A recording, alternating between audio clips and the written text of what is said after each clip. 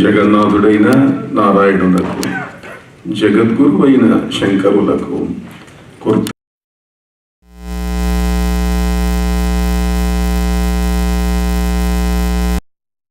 ఇస్తున్నాను. పరమేశ్వరి యొక్క రూపాలు దేవీ భాగవతంలో ఎన్నో ఎన్నో. సరస్వతి, లక్ష్మీ, పార్వతి, దుర్గా, రాధ, ఇట్లా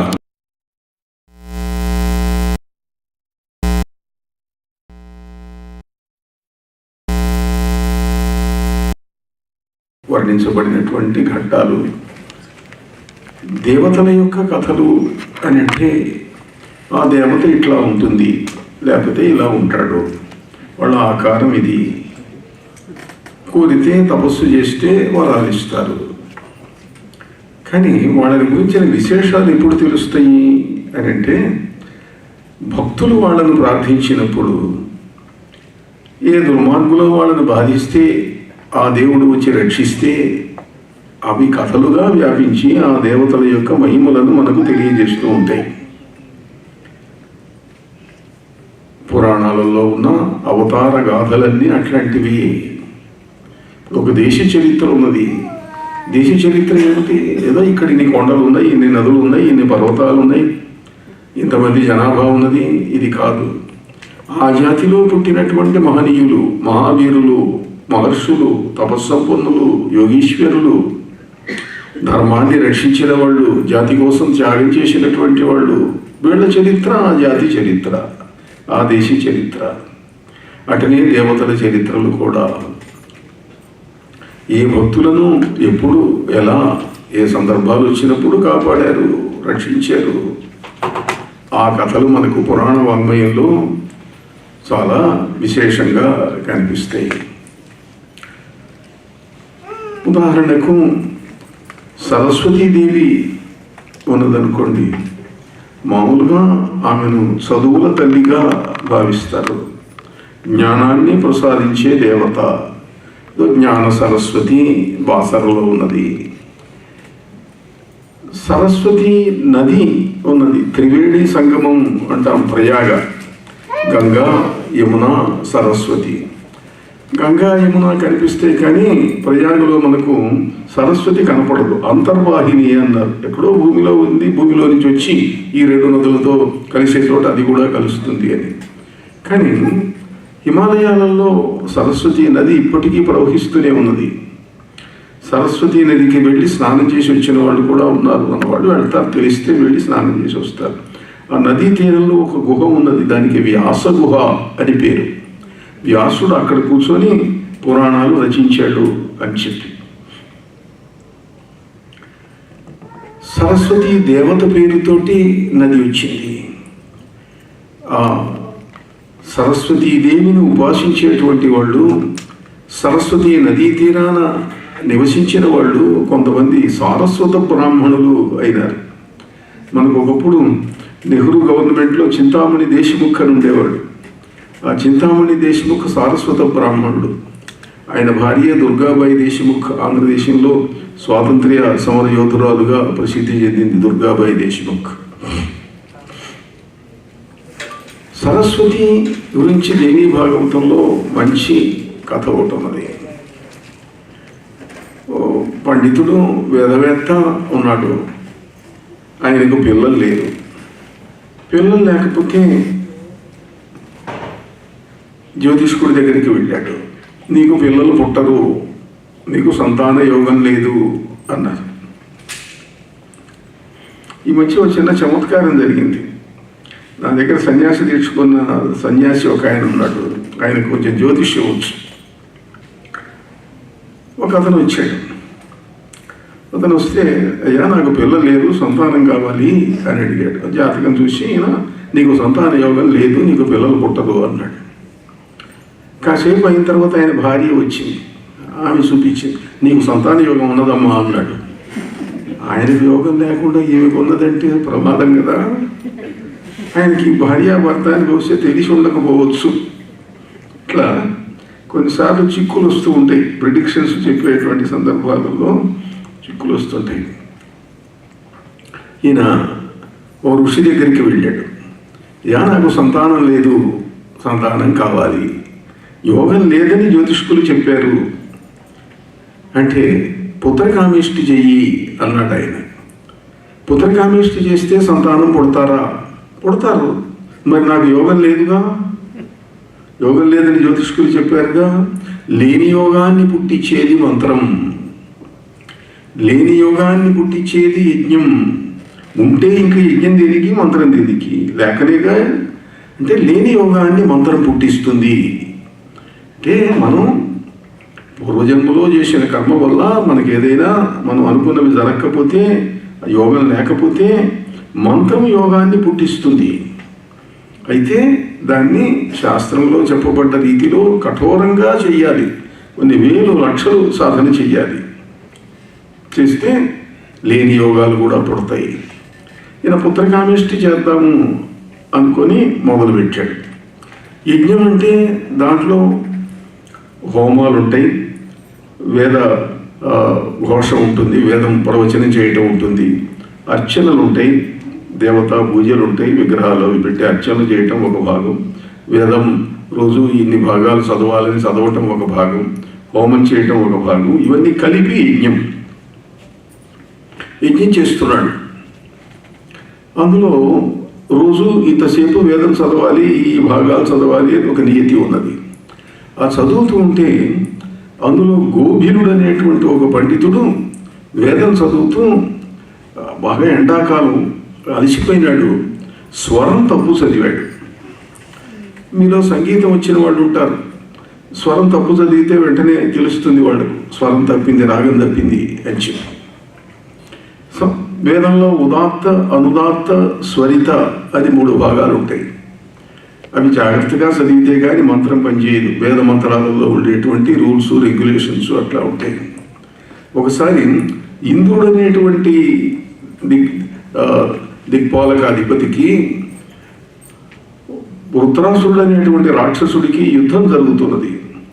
యుద్ధం జరుగుతుంటే వృత్రాసుడి తండ్రి త్వష్ట అని ఉన్నాడు. ఆయన యజ్ఞం చేస్తున్నాడు. తన పిల్లవాడికి దైవశక్తిని సప్లై చేయాలి, చేస్తే ఇంద్రుడిని గెలుస్తాడు. మంత్రం చెబుతున్నాడు, ఆహుతి వేస్తున్నాడు. ఇంద్రశత్రువర్ధస్వ అంటున్నాడు. ఓ ఇంద్రశత్రువా, నీవు వర్ధిల్లవలసినది అని. ఆ ఆహుతి పడితే శక్తి పుడుతుంది, వృత్రాసురుడు గెలుస్తాడు, ఇంద్రుడు ఓడిపోతాడు. కానీ ఈయనకు ఆ ఉచ్చారణలో జరిగిన పొరపాటు వల్ల ఎక్కడ గ్యాప్ ఇవ్వకూడదు, ఎక్కడ స్పేస్ ఇవ్వకూడదు అక్కడ స్పేస్ ఇచ్చాడు. ఇంద్రశత్రువర్ధస్వ అనే బదులు ఇంద్ర శత్రువర్ధస్వ అన్నాడు ఆ ఉచ్చారణలో. దీంట్లో అంటే అర్థం మారిపోయింది, స్వరం మారిపోయింది. ఇంద్రా, ఓ ఇంద్రుడా, ఓ శత్రువా, నువ్వు వర్ధిల్లవలసింది అని ఆహుతి పడింది. మరణించాడు. స్వరం యొక్క శక్తి అట్లాంటిది వేదంలో. అందువల్ల వేదం నేర్చుకునేటువంటి వాళ్ళు స్వరానికి చాలా ప్రాధాన్యం ఇస్తారు. ఈ గోభిలుడు చదువుతూ స్వరం తప్పు చదివాడు ఒక చోట, ఒక మంత్రంలో. ఈయన కోపం వచ్చింది. కోపం వచ్చి దేవదత్తుడు ఈయన పేరు, ఏమయ్యా గోభిలా, నేను పుత్రకామేష్టి చేస్తున్నాను, పిల్లలు పుట్టడం కోసం నేను యజ్ఞం చేస్తుంటే నువ్వు స్వరం తప్పు చదివితే నాకు ఫలితం ఎట్లా వస్తుంది అన్నాడు. తప్పు చదివావు అన్నాడు. పక్కన వేద పండితులు ఉన్నారు, ఋషులు ఉన్నారు. ఇంతమంది ముందు అవమానించేసరికి ఆయన రానివాడు కాదు, ఏదో అలసట వల్ల కొంచెం స్వరం తప్పు చదివాడు. నాకు కోపం వచ్చింది. కోపం వచ్చి, నన్ను 10 మందిలో ఆక్షేపిస్తావా నువ్వు అంటే, లోకంలో కూడా ఒకటి ఉంది, ఎవరైనా తప్పు చేస్తే 10 మందిలో కాకుండా విడిగా పిలిచి, నాయనా నువ్వు ఈ తప్పు చేసావు, జాగ్రత్తగా దిద్దుకో అని అంటే ఉండే ఇది వేరు. 10 మందిలో తిడితే చాలా ఇబ్బందులు వస్తాయి, ఫీల్ అవుతారు. నీకు మూర్ఖుడకు పిల్ల సంతానము కలుగునుగాక అన్నాడు అని శపించాడు. మూర్ఖుడకు సంతానము కలుగునుగాక అని శపించేసరికి ఈయనకు చాలా బాధ కలిగి, మీరు మహనీయులు, తపస్సంపన్నులు, నేనేదో తొందరపడి ఆక్షేపించాను, అంత మాత్రాన్ని ఇలా శపిస్తే ఎట్లా? అయితే దీనివల్ల ఒక వరం వచ్చింది. నాకు పిల్లలు పుడతారా పుట్టరా అనుకుంటున్నాను. ఇప్పుడు ఎవడో ఒకడు పుడతాడని వరం వచ్చిందిగా. నువ్వు శపించటం వల్ల మూర్ఖుడకు పిల్లవాడు పుట్టునుగాక, మూర్ఖుడు ఒకడు పుడతాడుగా ముందు. కానీ మూర్ఖుడు పుడితే ఎట్లనండి? వేద పండితుల కుటుంబం మాది అని కాళ్ళ మీద పడి ప్రార్థిస్తే అప్పుడు ఆయన అన్నాడు, పుడతాడు, మూర్ఖుడైతాడు, కానీ నువ్వు ప్రార్థిస్తున్నావు కాబట్టి తర్వాత మంచి వేదం వస్తుంది, మంచి పండితుడైతాడు అని చెప్పాడు. పిల్లవాడు పుట్టాడు, పెరిగాడు, పెద్దవాడు అవుతున్నాడు. చదువు రాదు, ఎంత చదివినా చదువు రాదు. చివరకు వాడన్నాడు, నాన్నగారు నేను ఎట్లాగూ శాపగ్రస్తుణ్ణి, ఎప్పుడో ఏదో వస్తుందో రాదో తెలియదు, నాకు చదువు రావటం లేదు, జ్ఞాపక శక్తి ఉండటం లేదు.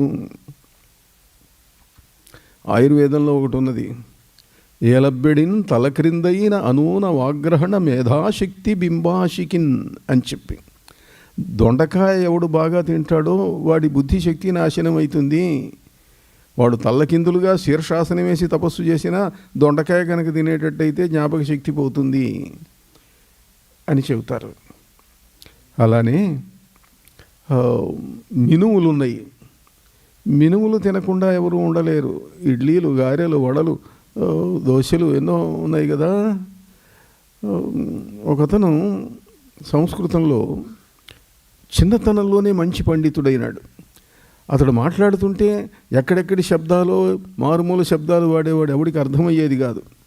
ఒకరోజు వాళ్ళ మేనమామ వచ్చాడు, చూశాడు, ఒరే అమ్మాయి, వీడికి మరీ పాండిత్యం ఎక్కువైపోయింది, జనానికి అర్థం కావటం లేదు వీడు మాట్లాడుతుంటే, వీడు బుద్ధిశక్తి కొంచెం తగ్గించాలి, రోజు కాస్త ఇడ్లీలు వడలు చేసి పెట్టు అన్నాడు. ఆమె పెట్టింది. కొన్నాళ్ళు అయిన తర్వాత వచ్చాడు. వచ్చి, ఏమిరా ఎట్లా ఉన్నావు ఇప్పుడు నువ్వు అన్నాడు. అంటే అప్పుడు అన్నాడు, అశేష సేముషి మూష మాషమశ్చినామి మాతులా అన్నాడు. ఇప్పటి సంస్కృతం అన్నమాట అది. అంతకుముందు సంస్కృతం ఇంకా అయోమయంగా ఉండేది. ఇప్పటి సంస్కృతం ఏమిటి అని అంటే, అశేష సేముషి మూష, అశేషమైన అపారమైనటువంటి నా బుద్ధిశక్తిని మూష దొంగిలించేటువంటి మాషం అశ్చనామి, మినప పదార్థములను తింటున్నాను అన్నట్ట.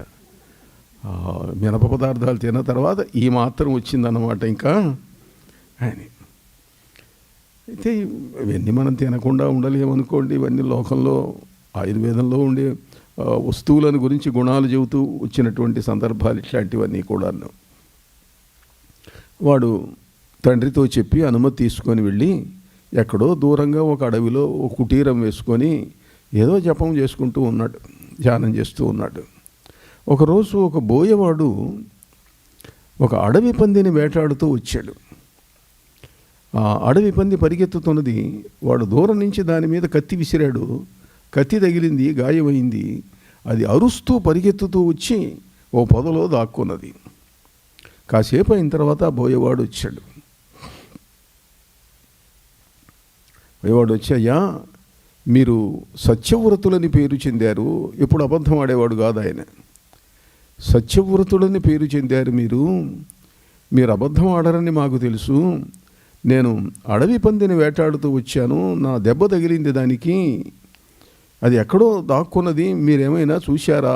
అది దొరికితే కానీ దాన్ని చంపాలే, దాన్ని చంపి సగం మాంసం అమ్ముకుంటాను, సగం మాంసం ఇంట్లో మేము ఉపయోగించుకుంటాము, అది అమ్మగా వచ్చిన డబ్బుతో కొద్ది రోజులు మాకు కుటుంబం గడుస్తుంది, నా కుటుంబం గడవాలనంటే ఈ అడవి పందిని దొరకాలి, అది ఎక్కడున్నదో మీరు చూస్తే చెప్పండి అన్నాడు. చూడలేదని చెబితే అబద్ధం చెప్పినట్టు, అబద్ధం చెప్పడినా. చూశానని చెబితే దాన్ని చంపుతాడు, చంపిన పాపం కొంత భాగం ఈయనకు వస్తుంది. మరి ఎట్లా అంటే అతడు అన్నాడు, యా పశ్యతి న సా బ్రూతే, యా బ్రూతే సా న పశ్యతి, అహో వ్యాధ స్వకార్యార్థిన్ కిం పృచ్ఛసి పునః పునః. ఏది చూస్తుందో అది మాట్లాడలేదు, ఏది మాట్లాడుతుందో అది చూడలేదు.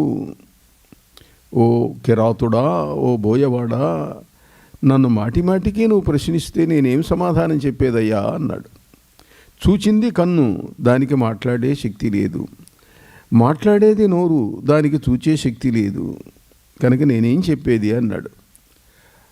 అయ్యా మీరు మాట్లాడేది నాకు అర్థం కావటం లేదులేండి అని వాడు వెళ్ళిపోయినాడు. వాడు వెళ్ళిన తర్వాత ఇదేదో దీని దోవన పోయింది, అడవి పంది పోయింది. ఆ అడవి పంది యొక్క ఆక్రోశంలో అతడికి అది అరిచినప్పుడు, బాధతో అరిచినప్పుడు ఐ ఐ ఐ అని వినిపించిందిట. ఈ ధ్వని ఏదో చిత్రంగా ఉంది అని అతడు ఐ ఐ ఐ అనటం మొదలుపెట్టాడు. కాసేపటికి సరస్వతీదేవి వచ్చి నిల్చున్నది. నాయనా, అది నా బీజాక్షరం, అయితే బిందువుతో కలిపి చెయ్యాలి. ఐం ఐం ఐం అని చెయ్యాలి. నువ్వు ఐ ఐ అని చేసినా నేను వచ్చా. ఎందుకు వచ్చానంటే నువ్వు ప్రాణిని రక్షించావు గనుక నీ మీద దయ కలిగి వచ్చాను. నీకేం కావాలి? అమ్మా, నాకు చదువు రాదు, అజ్ఞాని నేను, శాపగ్రస్తుణ్ణి, నాకు చదువు ప్రసాదించు తల్లి అన్నారు. ఇక్కడ వాల్యూమ్ పెంచండి కొంచెం అన్నాడు. నీకు సర్వ విద్యలు వచ్చునుగాక అని ఆశీర్వదించింది సరస్వతీదేవి. సరస్వతీదేవిని గురించినటువంటి ఒక రమణీయమైనటువంటి కథ మనకు దేవీ భాగవతంలో ఇలా కనిపిస్తుంది. ఇటువంటి కథలు దేవతలను గురించి బాగా ఉన్నాయి దేవీ భాగవతంలో. దశమహావిద్యల దేవతలను గురించి కూడా నిన్న ప్రస్తావించాను. కాళీ, తార, చిన్నమస్త, భైరవి, బగళాముఖి, ఇట్లా. కాళీదేవిని గురించి నిన్న కొంత త్రైలింగస్వామి, రామకృష్ణ పరమహంస మొదలైనటువంటి మహనీయులు ఏ రకంగా కాళీదేవిని గురించి తపస్సు చేశారో ఆ విషయాలు కొంత చెప్పటం జరిగింది. తార, చిన్నమస్త చాలా ప్రసిద్ధ దేవతలు. బీహార్లో తారాదేవి చాలా ప్రసిద్ధమైనటువంటి పీఠం ఉన్నది. తారాపీఠం బెంగాల్లో కూడా ఉంది. బీహార్, మధ్యప్రదేశ్లో చిన్నమస్తా సాధనలు కూడా బాగా చేస్తారు. స్వామి విశుద్ధానంద అని చెప్పి 20వ శతాబ్దంలో గొప్ప యోగి ఉండేవాడు. ఆయన మహాతప అనేటువంటి సిద్ధాశ్రమ యోగి దగ్గర సాధనలు చేసి అపూర్వమైనటువంటి శక్తులను పొందాడు స్వామి విశుద్ధానంద. ఆయన గంధబాబా అని ఆయనకు పేరుండేది. అంటే ఏ వాసన పడితే ఆ వాసనను సృష్టించేవాడు. నా జేబురుమాల మంచి సుగంధం వచ్చేట్టు చేయండి అని ఇచ్చారనుకోండి, నా జేబురుమాల అలా పట్టుకుండేవాడు. నీకేం వాసన కావాలి? నాకు మల్లెపూల వాసన కావాలి. మల్లెపూల వాసన వచ్చునుగాక అనేవాడు. 10 రోజుల పాటు అది మల్లెపూల వాసన వచ్చేది. ఇలాంటి శక్తులు చాలా సాధించాడు ఆయన. సాధించటమే కాదు, అద్భుతాలు కూడా చేశాడు ఆయన. పరమేశ్వరి యొక్క చిన్నమస్తా సాధన వల్ల సూర్యశక్తిని ఆకర్షించేటువంటి విద్య ఆయనకు అబ్బింది. గాయత్రి అంటే ఏమిటి? వాళ్ళ సవితురు వరేణ్యం భర్గ, సూర్యుని యొక్క శ్రేష్టమైన తేజస్సు. పాల్ బ్రంటన్ అనేటువంటి పాశ్చాత్యుడు ఇంగ్లాండ్ నుంచి ఒక పెద్ద ఫేమస్ జర్నలిస్ట్ ఆయన ఇండియాకి వచ్చాడు. ఆయన రాసిన పుస్తకాల గురించి నేను చెప్తూ ఉంటాను అప్పుడప్పుడు. A search in secret India, a search in secret Egypt మొదలైన గ్రంథాలు రాశాడు ఆయన. పాల్ బ్రంటన్ ఈయన దగ్గరికి వెళ్ళాడు. నేను భారతదేశంలో యోగులను సిద్ధులను చూడాలని, చేతైతే వీలైతే నేర్చుకుందామని వచ్చాను. నేను చాలా వింతలు విశేషాలు చూపిన వాళ్ళని చూశాను, కానీ చచ్చిన వాళ్ళని బతికించిన వాళ్ళని ఎవరిని చూడలేదు నేను. మీరేమైనా అది చూపించగలరా అని అడిగాడు పాల్ బ్రంటన్. అంటే ఇవాళ మీ జాతి వాళ్ళు ఈ దేశాన్ని పరిపాలిస్తున్నారు, ఇంగ్లీష్ వాళ్ళు. ఇటువంటివి కొన్ని చూపిస్తే భారతదేశంలో ఇంకా ప్రాచీన కాలంపు సిద్ధులు యోగులు ఉన్నారన్న విషయం మీకు తెలుస్తుంది, ప్రపంచానికి తెలియజేస్తారు. నువ్వు జర్నలిస్టు కాబట్టి అందుకని చూపిస్తాను అన్నాడు ఆయన. అంటే ఇప్పుడు ఏదైనా మరణించినటువంటి శరీరం ఉంటే తీసుకురా, బతికిస్తా అన్నాడు. మనకు కావాలన్నప్పుడు శవాలు దొరుకుతాయా? అక్కడ ఎదురుగా ఓ చెట్టు కింద ఓ పెట్ట పడి ఉన్నది. ఆ పెట్ట ఇప్పుడు ఈ పెట్టెను బతికించండి, ఈ విద్య ఉన్నదని నమ్ముతాను అన్నాడు పాల్ బ్రంటన్. ఆ పెట్టెను తీసుకొచ్చాడు, చేతిలో పెట్టన్నాడు, చేతిలో పెట్టాడు. ఆకాశంలో సూర్యుడి వైపు చూశాడు. ఓ తత్సవితుర్వరేణ్యం భర్గో దేవస్య ధీమహి, గాయత్రి సౌర విద్య, సూర్యశక్తి. ఆకర్షించాడు సూర్యుడిలో నుండి శక్తిని ఆయన. ఆ పక్షి పీట బతికింది, ఎగిరింది, కాసేపు ఆడింది. చూశావు కదా విద్య ఉన్నదని అన్నారు. చూశానన్నాడు. ఇంకా చాలే అన్నాడు, అది పడిపోయింది. అలాంటి స్వామి విశుద్ధానంద ఆయన చిన్నమస్తా సాధకుడైనటువంటి వ్యక్తి. ఇంద్రాణ్యా పరమాం శక్తిం సర్వభూతాధినాయికాం ప్రచండ చండికాం దేవీం చిన్నమస్తాం నమామ్యహం. ఇంద్రుని యొక్క శక్తి ఇంద్రాణి, చిన్నమస్తా. ఇంద్రుని భార్య ఇంద్రాణి, శర్వుని భార్య శర్వాణి. శర్వుడంటే శివుడు, శర్వాణి అంటే పార్వతీదేవి. ఈ ఇంద్రాణి దేవతను గురించి చాలా విశేషాలు మనకు మంత్రశాస్త్రంలో కనిపిస్తాయి. చిన్నమస్తా అని అంటే తన తలను తానే నరుకుకొని తన చేతిలో పట్టుకున్న దేవత చిన్నమస్తా. ఈ దేవతను ప్రాచీన కాలంలో మొట్టమొదటిసారిగా ఉపాసించినటువంటి వాడు హిరణ్యాక్షుడు అని తంత్రగ్రంథాల్లో ఉంది. లోకంలో భాగవతం చదివితే కొంతమంది వాడు హిరణ్యాక్షవరాలు కోరుతున్నాడు అంటారు, ఏదైనా కోరరాని కోరికలన్నీ కోరుతూ ఉంటే.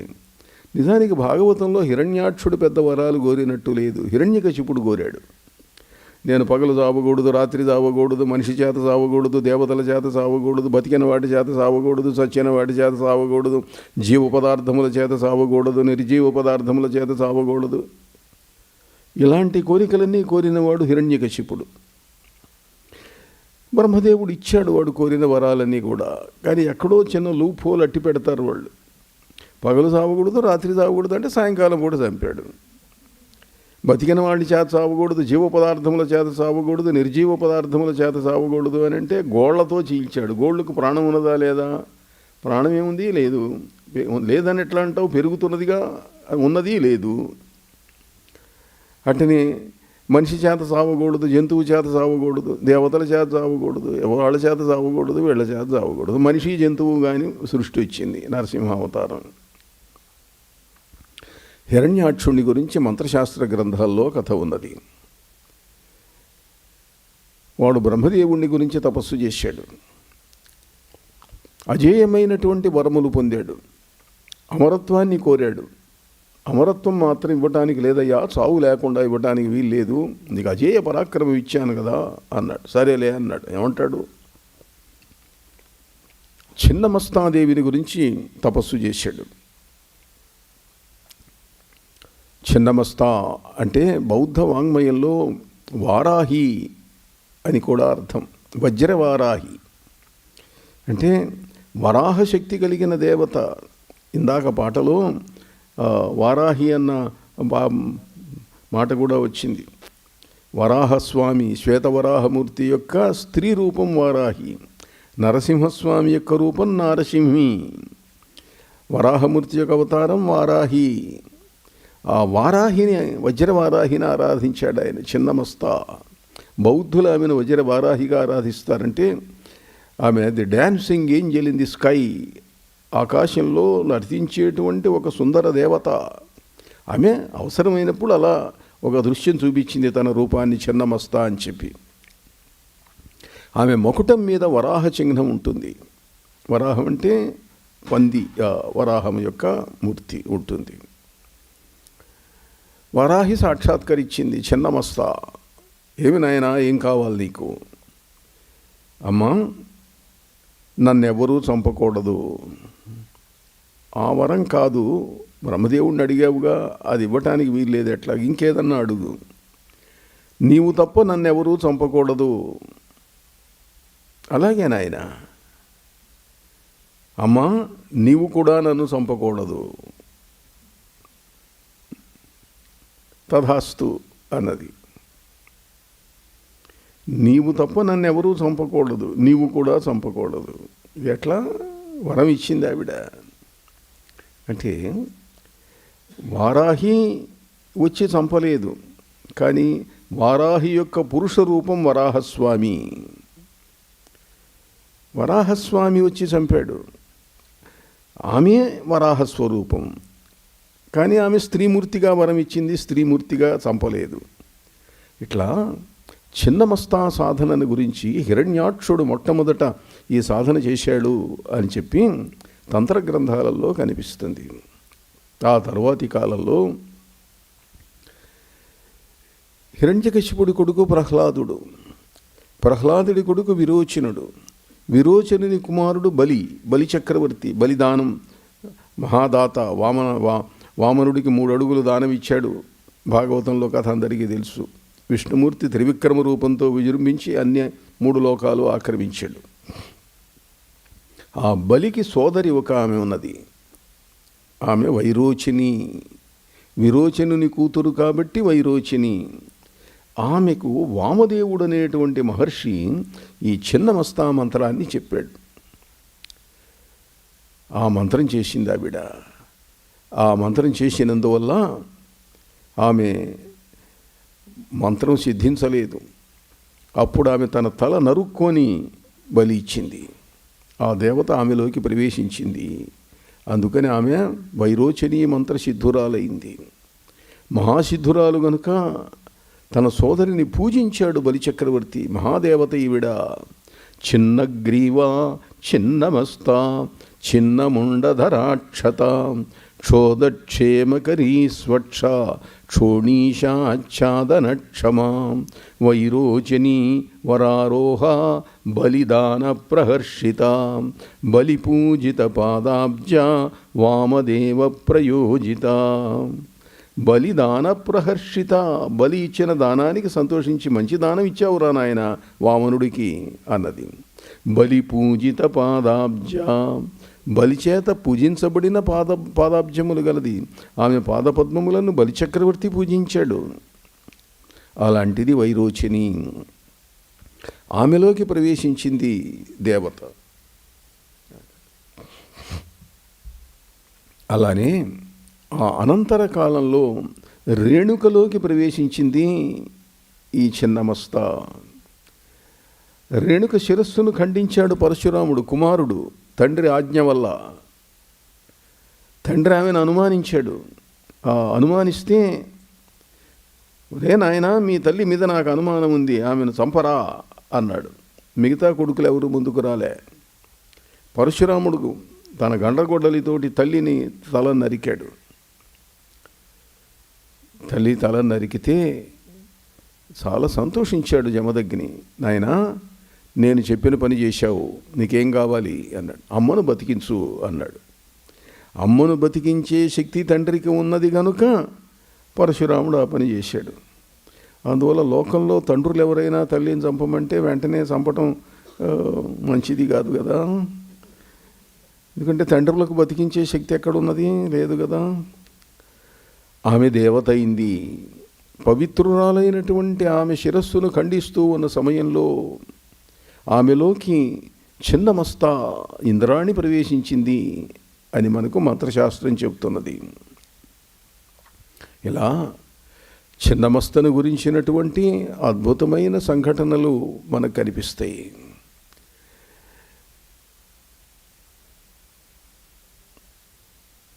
ఏడవ శతాబ్దంలో రిన్పోచే పద్మసంభవుడు అని ఉన్నాడు. పద్మసంభవుడి కథ చాలా ప్రసిద్ధం బౌద్ధ వాంగ్మయంలో. అతడు ఓడ్యాణపీఠ ప్రాంతాన్ని పరిపాలిస్తున్నటువంటి ఇంద్రబోధి అనేటువంటి మహారాజుకు పిల్లలు లేకపోతే అతడు బుద్ధుణ్ణి ఉపాసించాడు, బుద్ధుణ్ణి ప్రార్థించాడు. బుద్ధ భక్తులు వాళ్ళందరూ కూడా. ఒకరోజు కలలో ఆయనకు కనిపించింది, నీకు పుత్రుడు వస్తాడు, నువ్వు ఫలానా చోటికి వెళ్ళు, అక్కడ సరస్సులో పద్మం మీద నీకు పిల్లవాడు కనిపిస్తాడు, ఆ పిల్లవాడిని తెచ్చి పెంచుకో. వీళ్ళు వెళ్ళారు. పద్మంలో పిల్లవాడు పసివాడు ఉన్నాడు. ఆ పసివాడిని తీసుకున్నాడు. తీసుకొని ఆశ్చర్యపడ్డాడు. ఈ పద్మం మీద పసివాడు దొరికాడు, కలలో దేవత చెప్పింది. ఆశ్చర్యంతో, బాబు నాయన, ఎవరయ్యా నువ్వు, నాకు దొరికావు, నేను అదృష్టవంతుణ్ణి అన్నాడు. అంటే ఆ పిల్లవాడు అన్నాడు, నా తండ్రి సమంతభద్రుడు, నా తల్లి సమంతభద్రి, నేను పద్మసంభవుణ్ణి, నేను బుద్ధుని యొక్క అవతారాన్ని అన్నాడు. నేను బుద్ధుని యొక్క అవతారాన్ని, నేను పద్మసంభవుణ్ణి. సమంతభద్రో భగవాన్ మారజిల్ లోకజిజ్జన. బుద్ధుడి యొక్క నామాలలో సమంతభద్రుడు అనేటువంటిది ఒకటి. సర్వజ్ఞ సుగతో బుద్ధో ధర్మరాజస్తథాగత సమంతభద్రో భగవాన్ మారజిల్ లోకజిజ్జన. అట్లా ఆనందించాడు ఎవరో మహానుభావుడు అని చెప్పి. ఇలా పసిబిడ్డలు మాట్లాడటం అనేటువంటిది మామూలుగా ఎవరు నమ్మరు, తొందరగా జరిగేటువంటి పని కాదు ఇది. కానీ చరిత్రలో అక్కడక్కడ ఇటువంటి సంఘటనలు లేకపోలేదు. 5000 సంవత్సరాల క్రింద బర్సానా, బృందావన ప్రాంతంలో ఉన్న బర్సానా అన్న ప్రాంతాన్ని పరిపాలిస్తున్న వృషభావన మహారాజుకు ఇటనే రావల్ అన్న గ్రామం దగ్గర సరస్సులో పద్మం మీద అమ్మాయి దొరికింది. ఆ అమ్మాయే రాధాదేవి. రాధాకృష్ణులుగా మనం పూజించేటువంటి రాధాదేవి స్వయం సిద్ధ లాగా అక్కడ ఉదయించింది. ఆ కథ చాలా అద్భుతమైన కథ, రాధాదేవి యొక్క అవతరణ కథ. పసిపిల్లలు మాట్లాడటం ఉన్నది. రాధాదేవి దగ్గరికి నారదుడు వస్తే నారదుడితో మాట్లాడింది ఆవిడ పసిబిడ్డగా ఉండి. ఇటీవలి కాలంలో అలా పసిబిడ్డగా ఉండి మాట్లాడినటువంటి గాథ కూడా మరొకటి కూడా ఉంది. ఇవాళ మీ అందరికీ తెలుసు, దలైలామా భారతదేశంలో తలదాచుకున్నాడు. చైనా వాళ్ళు టిబెట్ను ఆక్రమిస్తే. ఇప్పుడున్న ఆయన 14వ దలైలామా. దలైలామాలలో ఒక నమ్మకం ఏమిటనంటే, ఒకే బుద్ధాంశ కలిగినటువంటి జీవుడు పుడతాడు, పెరుగుతాడు, టిబెట్ను పరిపాలిస్తాడు, ముసల్తనం వచ్చిన తర్వాత మరణిస్తాడు. మళ్ళీ పుడతాడు, అతడే దలైలామా అవుతాడు. తాను ఎక్కడ పుట్టబోయేది అతడు సూచిస్తాడు. బౌద్ధ సంప్రదాయంలో టిబెట్లో లామాలు కొంతమంది సిద్ధ సాధనలు సాధించినటువంటి వాళ్ళు, సిద్ధశక్తులు సాధించిన వాళ్ళు ఉన్నారు. మంచి మంత్రవే యోగులు. వాళ్ళు ఈ దలైలామా ఎక్కడ పుట్టింది వాళ్ళు కనుక్కుంటారు. ఆ పిల్లవాడిని తీసుకొచ్చి పెంచి పెద్ద చేసి దలైలామా అని చేస్తారు. దలైలామా అంటే అంత బ్రహ్మచారి, వివాహం చేసుకోవటం అట్లాంటివి ఏమి ఉండవు. మతాధికారి, రాజ్యాధికారి కూడా. 12వ దలైలామా మరణించాడు. నేను ఫలానా ప్రాంతంలో పుడతాను అని ఆయన చెప్పాడు. ఈ మాంత్రికులు, మా యోగులైనటువంటి లామాలు వెళ్ళి కనుక్కొని ఆయన ఎక్కడ పుట్టింది తెలుసుకొని ఆ పిల్లవాడిని తీసుకొచ్చి అతడికి పట్టాభిషేకం చేశారు దలైలామాగా, రాజ్యాధిపతిగా. అప్పటికే పాశ్చాత్యులు రావటం మొదలైంది. అంటే 13వ దలైలామా, ఇప్పుడున్న దలైలామాకు ముందున్నటువంటి దలైలామా. సింహాసనం మీద కూర్చోబెట్టగానే ఆ పిల్లవాడు, ఐఎమ్ బుద్ధ, ఐఎమ్ దలైలామా, నేను బౌద్ధ ధర్మాన్ని ఉద్ధరించడానికి వచ్చాను, నేను బుద్ధుణ్ణి, నేను దలైలామాను అన్నాడు. అందరూ సాష్టాంగ ప్రణామాలు చేశారు. రాజ్య అధిపతులు, సేనాపతులు, మంత్రులు అందరూ కూడా. ఇక్కడికి ఒక ఫ్రెంచి అధికారి వచ్చి ఉన్నాడు. ఆ ఫ్రెంచ్ అధికారి అన్నాడు, ఏమిటిది పసివాడు మాట్లాడటం ఏమిటి, ఇది సాధ్యం కాదు, నమ్మటానికి వీల్లేదు, మీరందరూ ఏదో భ్రాంతిలో ఉన్నారు. వెంట్రిలాక్విజం అని ఒక విద్య ఉన్నది. ఇంకోళ్ళు మాట్లాడతారు, వీళ్ళు మాట్లాడినట్టు అనిపిస్తుంది, అలాంటిది ఏదో జరిగి ఉంటుంది అన్నాడు. లేదు, మా దలైలామా మహిమాన్వితుడైన ఆయనే మాట్లాడాడు. అంటే నేను పరీక్ష చేస్తాను, మీరు అంగీకరిస్తారా అని అడిగాడు. ఏం పరీక్ష అన్నారు. నా దగ్గర ఆయుధాలేం లేవు. ఆ పిల్లవాడిని నా చేతికి కాసేపు ఇవ్వండి. మీరందరూ మనుష్యుల మాట వినిపించనంత దూరంగా చుట్టూ ఉండండి. నిజంగా గనక ఈ పిల్లవాడు నేను అడిగినప్పుడు కూడా మాట్లాడేటట్లయితే ఈ మాట నేను మా దేశానికి రాస్తాను, ప్రపంచం అంతట్లోకి ప్రచారం జరుగుతుంది, దలైలామా యొక్క మహత్వం. ఆలోచించి వాళ్ళు సరేనన్నారు.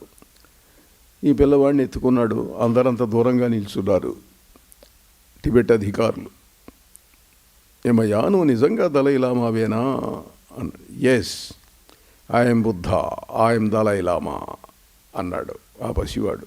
ఆశ్చర్యపడి అతడు ఫ్రెంచ్ దేశానికి తన అధికారులకు రాశాడు. అయితే వాళ్ళు దాన్ని బుట్టదాఖలా చేశారనుకోండి, ఇటువంటివి మేము ఒప్పుకోమని చెప్పి. ఈ పద్మసంభవుడు కూడా అలాంటి వాడు. ఈ పద్మసంభవుణ్ణి తీసుకెళ్ళి పెంచుకున్నాడు రాజు, ఇంద్రబోధి మహారాజు. పెరిగి పెద్దవాడైన తర్వాత యువరాజుగా డిక్లేర్ చేశాడు. అతడికి కలలో వజ్రభైరవుడు కనిపించి మంత్రం ఇచ్చాడు. బుద్ధ సంప్రదాయంలో వజ్రపాణి అని ఉన్నాడు. వజ్రపాణి అంటే ఇంద్రుడు. ఇంద్రుడు కూడా బుద్ధుడి కింది అధికారి బౌద్ధ సంప్రదాయంలో. ఆ వజ్రపాణి బుద్ధుడు ఇతడికి వజ్రభైరవ మంత్రాన్ని ఇచ్చాడు. ఆ మంత్రం చేస్తుండేవాడు ఇతడు బాగా. ఒకసారి ఉత్సవాలు వచ్చినాయి. రాజుగారి కుమారుడు, అతడికి వజ్రభైరవుడు అంటే భక్తి. అందరూ ఆ వజ్రపాణిని పూజించిన తర్వాత ఇతడు ఒక్కడు అప్పుడప్పుడు వెళ్ళి కాసేపు ధ్యానం చేసుకుంటూ ఉండేవాడు.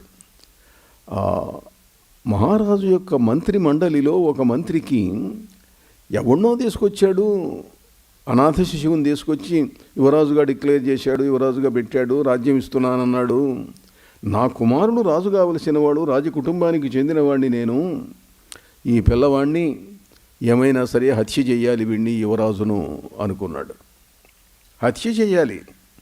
తన కుమారుణ్ణి ప్రేరేపించాడు. ఇగో రేపు ఉత్సవాలు వస్తున్నాయి, ఏదో దేవీ నవరాత్రులో ఏదో బుద్ధోత్సవాలు వస్తున్నాయి. ఉత్సవాల చివరి రోజు పూజలన్నీ అయిపోయిన తర్వాత అందరు వెళ్ళిపోతారు. వీడు అలవాటును బట్టి వీడు సహజంగా రాత్రిపూట ఒక్కడు ధ్యానం చేస్తుంటాడు, వెళ్ళి కొట్టేసి చంపేసేయరా అన్నాడు. ఏదో 4 మనుషులను తీసుకెళ్ళి చంపేసేయి అన్నాడు. ఇతడు ధ్యానం చేస్తున్నాడు వజ్రభైరవుడి గురించి. వజ్రభైరవుడిలో నుండి ఇతడికి వినిపిస్తున్నది, నేను చంపటానికి వస్తున్నాడు మంత్రి కుమారుడు. నా దగ్గర నా చేతిలో ఖడ్గం ఉన్నది, ఈ ఖడ్గంతో వాడి తల నరికేసేయి, ఇది నా ఆజ్ఞ అన్నాడు వజ్రభైరవుడు. ఇతడు కళ్ళు తెరిచాడు. ధ్యానం చేస్తున్నవాడు అలికిడైంది. మంత్రి కుమారుడు నెమ్మదిగా లోపలికి వచ్చాడు కత్తిపుచ్చుకొని. వాడు వచ్చి ఈయన దగ్గరికి వచ్చాడు. ఇతడు చప్పున విగ్రహం, వజ్రపాణి విగ్రహం దగ్గర ఉన్నటువంటి చేతిలో ఉన్న కత్తి తీసుకున్నాడు. ఈ మంత్రి కుమారుడిని నరికేశాడు.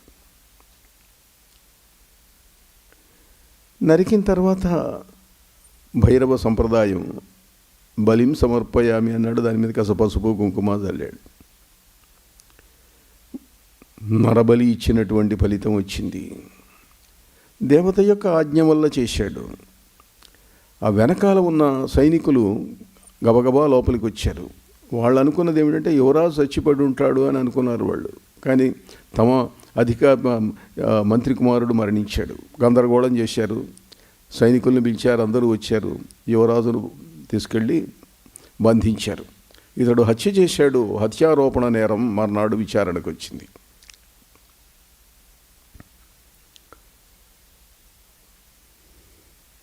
హత్యారోపణ నేరం విచారణకు వచ్చింది.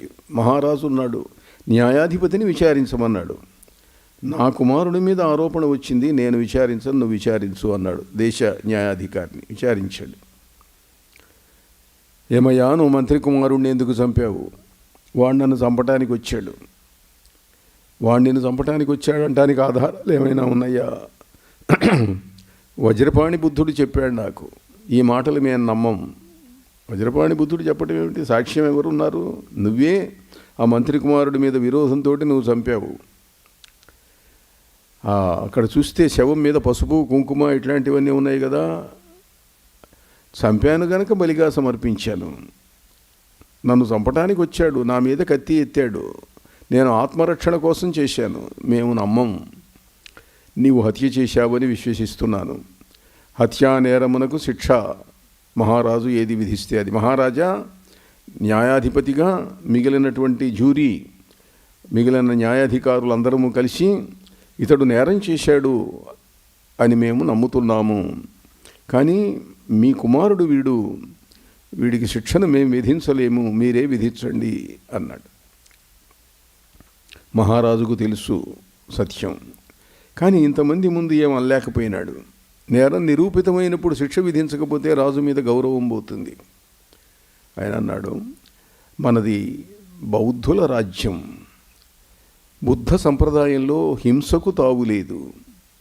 కానీ వీడు హింస చేశాడు అని మీరు అంటున్నారు. హింస చేసినా దానికి ఉరిశిక్ష విధించటం, మళ్ళీ ఆ వ్యక్తి యొక్క తల నరకటం ఇది బౌద్ధ ధర్మానికి విరుద్ధం. కాబట్టి ఇతడికి దేశ బహిష్కార శిక్ష విధిస్తున్నాను. ఇతడు యువరాజ పదవిని పోయినాడు, వదిలేస్తున్నాను. ఇతడు దేశంలో నుంచి వెళ్ళిపోవాలి అన్నాడు. వాళ్ళకి కావలసింది అదే. వెళ్ళిపోయినాడు ఇతడు. వెళ్ళి కొన్ని గ్రామాలు, నగరాలు, ఆ రాజ్యం దాటిపోయినాడు. దాటిపోయి ఎక్కడో ఒక ఊరి యొక్క శ్మశానంలో కూర్చున్నాడు. వజ్రభైరవుడు ఇతడికి వజ్రవైరోచని మంత్రం చెయ్యి అని ఉపదేశించాడు. వజ్రవైరోచని చిన్నమస్తా ఇంద్రాణ్యా పరమాం శక్తిం సర్వభూతాధినాయికాం ప్రచండచండికాం దేవీం చిన్నమస్తాం నమామ్యహం. చిన్నమస్త యొక్క రూపం చాలా భయంకరంగా ఉంటుంది. నాతః పరతరా కాచిత్ ఉగ్రాదేవీ భవిష్యతి, ఇంతకంటే భయంకరమైనటువంటి దేవత ఇంకెవరూ లేరు అని చెప్పి అతడు ఆ దేవతను మంత్రాన్ని చేయటం మొదలుపెట్టాడు. ఆ దేవత ఎలా ఉంటుంది అని అంటే రతిమన్మథాసనం మీద నిల్చొని ఉంటుంది, కామాన్ని అణిచివేస్తున్నట్టుగా ఉంటుంది. అతి భయంకరమైనటువంటి రూపం. నాభిస్థ శుక్లాబ్జగసూర్యబింబే సంసక్తరత్యంబుజమాహణపీఠే స్థితాం పదేనాన్యతరేణ సమ్యక్ ఉత్క్షిప్తదీప్తాన్యతరాంఘ్రిపద్మాం దిగంబరాం అర్కసహస్రభాసాం ఆచ్ఛాదితాం దీధితి పంజరేణ కంఠస్థలీభాసురముండమాలాం లీలాసఖీం దేవజనాధిపశ్యాం చిన్నం శిరః కిర్ణకచందధానాం కరేణ కంఠోద్గతరక్తధారాం ధారాత్రయే తత్ర చ మధ్యధారాం కరస్థవక్త్రేణ ముదా పిబంతీం. ఆమెకు అటు ఇటు ఇద్దరు సఖులుంటారు. వర్ణిని ఒక పక్కన, డాకిని ఒక పక్కన. ఆమె తన కంఠం తాను నరుక్కున్నది. దాంట్లో నుంచి 3 రక్తధారలు లేస్తున్నాయి. మధ్య రక్తధారలు తన శిరస్సుతో తానే తాగుతున్నది. ఎడమ కుడి రక్తధారలను ఇద్దరు చెలికత్తెలు తాగుతున్నారు. ఆమె శిరస్సున మహాసర్పం ఉన్నది. భయంకరాహీశ్వరబద్ధమౌళిం జ్వలద్యుగాంతానలకీలకేశీం స్ఫురత్ ప్రభాభాసుర విద్యుదక్షీం చండీం ప్రచండాం విదధీత చిత్తే. ఆ దేవతను ఆరాధించాడు. ఆ దేవత సిద్ధించింది. ఎలా సిద్ధించింది, అతడు ఏ సాధనలు చేశాడో అవన్నీ కూడా సిద్ధాశ్రమ యోగులు అనేటువంటి గ్రంథంలో నేను వాటి గురించిన వివరాలన్నీ బౌద్ధ కథావళి నుండి, బౌద్ధ గ్రంథాల నుండి సేకరించి అది ఒక ప్రత్యేకమైనటువంటి విభాగంగా రచన చేశాను. సిద్ధాశ్రమ యోగులు అన్న గ్రంథంలో పద్మసంభవుడు అన్న పేరుతోటి ఈ కథలు చాలా ఆకర్షణీయంగా ఉన్న సత్య కథలు ఇవన్నీ కూడా. వజ్రవైరోచని సిద్ధించింది అతడికి, మహాశక్తి వచ్చింది, సిద్ధులు వచ్చినాయి. అక్కడి నుంచి కదిలాడు, ఒక రాజ్యానికి వెళ్ళాడు. ఆ రాజు శుశ్రూష చేశాడు. ఆ రాజకుమారిక ఇతడిని ప్రేమించింది, ఇతడి వశమైంది. ఆ కొండలలో, హిమాలయ పర్వతాలలో, గుహలో వాళ్ళిద్దరూ వామాచార సాధనలు చేశారు. మద్యం, మత్స్యం, మాంసం, మైథునం, ముద్ర, వామాచారం ఉంటుందనుకోండి. అది దక్షిణాచార పరులు అంగీకరించరు, అయినా అతడు చేశాడు. మహాశక్తి వచ్చింది. రాజుగారికి తెలిసింది ఈ విషయం. తన కుమార్తెని వశం చేసుకున్నాడు ఈ మాంత్రికుడు అని చెప్పి. నరికేసేంట్రా వెండి అన్నాడు. వాళ్ళు గుహలో ఉన్నారు. ఆ గుహలో ఒక నిప్పు పెట్టండి అన్నాడు. కట్టెలు వేసి మంట పెట్టి మొత్తం తగలబెట్టారు. మందారవ అనే రాజకుమారిక ఆ మంటల్లో నుంచి నడుచుకుంటూ వచ్చాడు. మహారాజా, మీ మంటలు నన్నేం చెయ్యలేవు. నేను సిద్ధుణ్ణి, బౌద్ధ ధర్మాన్ని ప్రచారం చేయటానికి వచ్చినటువంటి వాణ్ణి. నన్నెవడూ ఏమీ చేయలేడు. మీ కత్తులు, మీ కఠారులు, మీ అగ్నులు, మీ భటులు ఎవరూ నన్ను తాకలేరు. రాజు ఆశ్చర్యపోయినాడు, దిగ్భ్రాంతి చెందాడు. నీ అంతటి మహనీయుడు నేను చూడలేదు. మా అమ్మాయిని నీకు ఇచ్చి పెళ్లి చేస్తాను, నా రాజ్యం ఇస్తాను, ఇక్కడే ఉండు అన్నాడు. నాకు రాజ్యం అక్కర్లేదు. నేను రాజ్యాలు పరిపాలించటానికి రాలేదు. బౌద్ధ ధర్మాన్ని ప్రచారం చేయటానికి వచ్చాను నేను అన్నాడు. ఆ అమ్మాయిని తీసుకొని వెళ్ళాడు. ఆ అమ్మాయికి సిద్ధశక్తులు వచ్చేట్టు చేశాడు. ఒక సంఘారామాన్ని స్థాపించి ఇక్కడ నువ్వు ఉండి బౌద్ధ ధర్మాన్ని ప్రచారం చేయి, నిన్ను అధికారినిగా నియమిస్తున్నాను అన్నాడు. మళ్ళీ బయలుదేరి వెళ్ళాడు. కొండలలో కోనలలో ఒక చోట ఒక గుహ ఉన్నది. ఆ గుహలో వజ్రభైరవుడు, వజ్రభైరవి ఆలయం అది. ఆ ఆలయంలో నుంచి ఇతడికి పిలుపు వచ్చింది. అక్కడికి వెళ్ళాడు. అక్కడికి వెళితే అక్కడ ఒక అమ్మాయి కనిపించింది. ఆమెకు ఏ భాష రాదు. కోతిలాగా కిచకిచలాడుతున్నది, కోతుల మధ్య తిరుగుతున్నది, దిగంబర కానీ సౌందర్యవతి. ఈయన దగ్గరికి ఈయన వెళ్ళాడు. ఆ అమ్మాయిని పిలిచాడు. అక్కడ వజ్రభైరవుణ్ణి చూశాడు, అర్చించాడు. ఎవరు నువ్వు అన్నాడు. నాకు తెలియదు. ఆ అమ్మాయి మాట్లాడలేదు. ఉరికి వచ్చింది. చూశాడు. పాపం, అయ్యో ఏమైంది వీడకు అన్నాడు. చూసి ఆ అమ్మాయిని హిప్నటైజ్ చేశాడు. సమ్మోహన శక్తితోటి ఆ అమ్మాయికి నిద్ర వచ్చేట్టు చేశాడు. చేసి పిలిచాడు. ఎవరు నువ్వు? పలుకు, మాట్లాడు. ఐఎమ్ కమాండింగ్, హిప్నటిస్ కమాండ్ అంటే ఆమె చెప్పింది, నాకు భాష రాదు, ఇప్పుడే పెదవులు విచ్చుకుంటున్నాయి నీ ఆజ్ఞ వల్ల. నేను ఒక డాకినిని. నేను కిందటి జన్మలో ఒక డాకినిని. ఈ గుహలో ఒక ఆయన తపస్సు చేసుకుంటున్నాడు. నేను నా నాట్యంతో, ఆటలతో, పాటలతో ఆయన్ని కదిలించాను. ఆయన కోపం వచ్చింది. కోతిలాగా ప్రవర్తించావు, నువ్వు కోతి వగుదువుగాక అన్నాడు. ఆయన కాళ్ళ మీద పడి ఏడ్చాను. ఆయన, సరే మరి ఇంత దుఃఖిస్తున్నావు కాబట్టి చెబుతున్నాను, కోతివి కావు కానీ కోతిలాగా ఉంటావు, ఎప్పుడో నీకు శాప విముక్తి కలుగుతుందిలే అన్నాడు. నేను జన్మ మారి పుట్టాను. నా తల్లి గర్భవతిగా ఉండగా ఈ దోవలో పల్లకీలో తీసుకెళ్తూ ఉంటే పులి వచ్చి బోయీలను చంపింది. నేను శాక్య వంశానికి చెందిన దాన్ని. ఏ వంశంలో మహనీయుడైన బుద్ధుడు పుట్టాడో ఆ బుద్ధుడి వంశానికి చెందిన దాన్ని నేను. అందరూ మరణించారు, నన్ను ఈ కోతులు పెంచినాయి. నాకు ఏ భాష రాదు, ఇప్పుడు నీ వల్ల నేను పలకగలుగుతున్నాను అన్నది. శాక్యదేవి ఆమెను స్వీకరించాడు. ఆమెకు కూడా వామాచార సాధనలు చేయించి సిద్ధశక్తులు వచ్చేటట్లు చేశాడు. అక్కడి నుంచి కదిలాడు.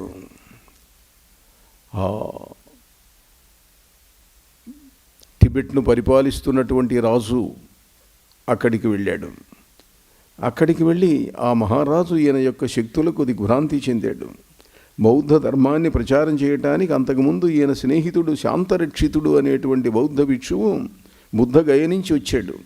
కానీ అక్కడ ఉండేటువంటి బోన్పా మాంత్రికులు, టిబెట్లో రకరకాల సంప్రదాయాలు ఉన్నాయి. చైనాలో, టిబెట్లో మామూలుగా శాతబళ్ళు చేస్తారు, ప్రయోగాలు చేస్తారంటారు. అలాంటి మాంత్రికులు కూడా మంచి మంత్రవేత్తలు ఉన్నారు, బోన్పా అని చెప్పి. ఆ మాంత్రికుల ధాటికి తట్టుకోలేకపోయినాడు. ఇతడు మంచాన పడ్డాడు. అతన్ని రక్షించటానికి ప్రార్థిస్తే, టిబెట్ మహారాజు ప్రార్థిస్తే వచ్చాడు అక్కడికి. టిబెట్ వచ్చాడు. నేపాల్ నుంచి టిబెట్ వెళ్ళాడు. అతన్ని కేవల స్పర్శ మాత్రంతో తన మిత్రుడైన శాంతరక్షితుడికి ఆరోగ్యాన్ని ఇచ్చాడు. టిబెట్ మహారాజు యొక్క భార్య ఉన్నది ఏషే చోగ్యాల్, లోకోత్తర సౌందర్యవతి. ఆమె కూడా ఇతడికి శిష్యురాలైంది. చాలా సంవత్సరాల పాటు బౌద్ధ మతాన్ని అక్కడ అవ్యాహతంగా ప్రచారం చేశాడు. ఆయన ముందు నిలవగలిగిన వాళ్ళు ఎవరూ లేరు. మంత్రసిద్ధుడు, యోగి. భారతదేశం నుండి అనేక పండితులను పిలిపించి బౌద్ధ గ్రంథాలన్నింటినీ కూడా టిబెట్ భాషలోకి అనువదింపజేశాడు. పెద్ద పెద్ద సంఘారామాలు స్థాపించాడు. మహాద్భుతమైనటువంటి రీతిలో ఆయన మహారాజు కూడా దిగ్భ్రాంతుడైనాడు. ఆయన భార్య కూడా ఈయనకు వశమైంది, చిన్న భార్య. కానీ అతడికి దివ్యమైన అనుభూతులను ఇచ్చాడు మహారాజుకు. నువ్వు ధ్యానం చెయ్యి, నాకు దివ్యశక్తులు కావాలి, శక్తుల సంగతి నీకేవో వస్తాయి అన్నాడు. ఆయన అనుగ్రహం వల్ల రాజుకు ఎన్నో దివ్యానుభవాలు కలిగి ఈయనంటే మహాసిద్ధుడు, గురువు, నేను ఎంతో అదృష్టవంతుడిని ఆయన శిష్యుడిని కావటం అనుకున్నాడు. కానీ సేనాపతులు, మంత్రులు ఊరుకోలేదు. రాజుగారి భార్యని వశం చేసుకున్నాడు ఈ మాంత్రికుడు, ఈయన ఎటగైనా చంపాలే అనుకున్నాడు. ఒక సామంతరాజు ఈయన భోజనానికి పిలిచాడు. పిలిచి భోజనంలో మద్యపానం, మంచి మద్యం తెప్పించాను పద్మసంభవ, ఈ మద్యం నేను తీసుకుంటాను, నువ్వు కూడా తీసుకో అన్నాడు. ఇవ్వు అన్నాడు. మహారాజు ఇచ్చాడు గ్లాసు. ఆయన ఒక గ్లాస్ తాను తీసుకున్నాడు. అదే పాత్రలో నుంచి ఇతడికి ఇచ్చాడు. ఇతడు తీసుకున్నాడు. తీసుకొని అన్నాడు, రాజా, నాకు విషం కలిపిన పాత్ర ఇచ్చావు నువ్వు. నేను కూడా అదే తీసుకున్నాను కదండి, నువ్వు అది తీసుకోలేదు. నువ్వు చేసిన చమత్కారం నాకు తెలుసు. ఆ రోజుల్లో ఏం చేసేవాళ్ళనంటే విషప్రయోగం చేస్తున్నారని తెలియకుండా ఉండటం కోసం గోటిలో విషం పెట్టుకుండేవాళ్ళు. చాలా శక్తివంతమైన పవర్ఫుల్ పాయిజన్ పెట్టుకుండేవాళ్ళు. పాత్రలో నుంచి మద్యం గ్లాసులో పోయటం, ఆ గ్లాస్ తాను తీసుకుండేవాడు. అవతల వాడికి ముంచి ఇచ్చేటప్పుడు ఆ వేలు కొంచెం ముంచి ఇట్లా పట్టుకొని ఇచ్చేవాళ్ళు. మీరు ఇండియాలో చిన్న చిన్న హోటల్స్ దగ్గరికి వెళితే వాడు నీళ్లు 4 గ్లాసులు పెట్టి 4 గ్లాసులో 4 వేళ్ళు పెట్టి తీసుకొచ్చి బల్ల మీద పెడతాడు. ఏదో ఇక్కడంటే ట్రేలో పెట్టి బల్ల మీద పెట్టి దాని మీద ఏదో మూత పెట్టి తీసుకొచ్చి ఇస్తారు. అలా 4 వేళ్ళు 4 గ్లాసుల్లో 5 వేళ్ళు 5 గ్లాసుల్లో పెట్టి తీసుకొచ్చి ఇస్తుంటారు. అది అప్పుడు కనుక్కోలేడు. ఎందుకంటే ఇంకో గ్లాసులో పోస్తూ ఇక పట్టుకొని ఇచ్చినట్టుగా ఆ వేల్లో ఉన్న విషయం కాస్త దాంట్లోకి పోతుంది. అన్నాడు, రాజా, నాకు తెలిసే తీసుకున్నాను. నీ విషం నన్నేం చెయ్యలేదు. నేను వజ్ర వైరోచిని, చిన్నమస్తా, ఇంద్రాణి మంత్రసిద్ధుణ్ణి. నన్నెవరూ ఏమీ చేయలేరు. రాజు దిగ్భ్రాంతుడై కాళ్ళ మీద పడ్డాడు ఆ సామంతరాజు. ఇలాంటివి ఎన్నో ఎన్నో మహిమలు చూపించాడు ఆయన. చివరకు ఆ సేనాపతులతో, మంత్రులతో విసిగి ఈ ఏషే చోగ్యాలను, టిబెట్ మహారాజు భార్యను పులిగా మార్చి ఆకాశంలో స్వారీ చేస్తూ భూటాన్ వెళ్ళాడు. భూటాన్లో ఇప్పటికి కూడా ఒక గుహ ఉన్నది, పద్మసంభవుడు దిగినటువంటి గుహ అని చెప్పి. ఆ గుహలో చాలా కాలం ఈ ఏషే చోగ్యాలు ఉన్నది అక్కడ. ఆమె పద్మసంభవుని గురించి చాలా రికార్డ్స్ ఎన్నో వ్రాసి దాచిపెట్టింది. ఆయన యొక్క మహిమలు, కథలు ఇవన్నీ కూడా స్టోరీస్ ఆఫ్ పద్మసంభవ అని చెప్పి. పద్మసంభవుడు గొప్ప కవి కూడా. వజ్రభైరవారాధనోద్ధతం ఏష చోగ్యలా వ్యాఘ్రవాహనం బౌద్ధ భిక్షుకం తాంత్రిక ప్రభుం పద్మసంభవం మునివరం భజే. వజ్రభైరవ మంత్రసిద్ధుడు, వజ్రవైరోచని మంత్రసిద్ధుడు, ఏషే చోగ్యాలను వ్యాఘ్రంగా మార్చినటువంటి వాడు. అటువంటి పద్మసంభవుడు మహనీయుడైనటువంటి సిద్ధపురుషుడు. టిబెట్లో అమెరికన్సు, పాశ్చాత్యులు చాలామంది అక్కడ సంచారం చేశారు. అక్కడ ఉండే రహస్యాలు కనుక్కోవాలి. సిద్ధాశ్రమం ఎక్కడ ఉన్నది, యోగులు ఎక్కడ ఉన్నారు అని చాలామంది పరిశోధనలు చేశారు. ఒక అమెరికన్ రాస్తాడు, నేను ఒక చోట వెళ్తున్నాను, నిర్మానుష్యంగా ఉన్నది, కానీ అక్కడ సంగీతం వినిపిస్తున్నది. నేను రికార్డు చేశాను కూడా సంగీతాన్ని. అక్కడ వాళ్ళని అడిగితే తర్వాత, ఇక్కడ డాకినులు ఉంటారు, వాళ్ళు సంగీతం వినిపిస్తుంటారు, కనపడరు కానీ సంగీతం చాలామందికి వినిపిస్తుందండి ఇక్కడ అన్నారు. డాకిని అని అంటే టిబెట్లో చాలా సౌందర్యవతి అయిన స్త్రీ అని అర్థం. మామూలుగా మనకు డాకిని అని అంటే చాలామంది ఆంజనేయ దండకం చదువుకుంటారు. శ్రీ ఆంజనేయం ప్రసన్నాంజనేయం ప్రభాదివ్య కావ్యం చదువు. గాలి శాకిని డాకిని గాలి దయ్యంబులం బట్టి నేలంబడంగొట్టి వాలంబునం చుట్టి ఏదో చదువుతుంటారు. శాకిని డాకిని హాకిని లాకిని సాకిని రాకిని ఇట్లా భూతముల యొక్క పరంపరగా చెబుతారు. డాకిని అంటే భయం, కానీ డాకిని అని అంటే మంచి సౌందర్యవతి అయిన స్త్రీ అని అర్థం. టిబెట్లో మాత్రం ఎవరైనా ప్రేమించుకున్నవంటే ఆహా నువ్వు ఎంత అందముగా డాకిని వలె ఉన్నావు అని అంటారు.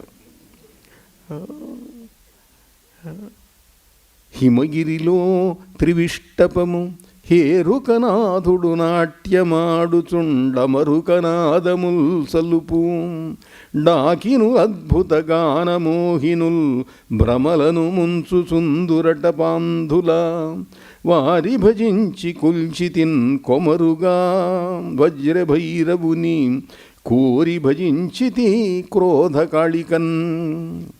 ఇప్పుడు కొన్ని వందల సంవత్సరాల క్రింద నేను కూడా అక్కడ వజ్రేశ్వరిని సాధన చేశాను. మీరు టిబెట్ వెళితే డాకినీ శ్మశానము అని ఉంటుంది.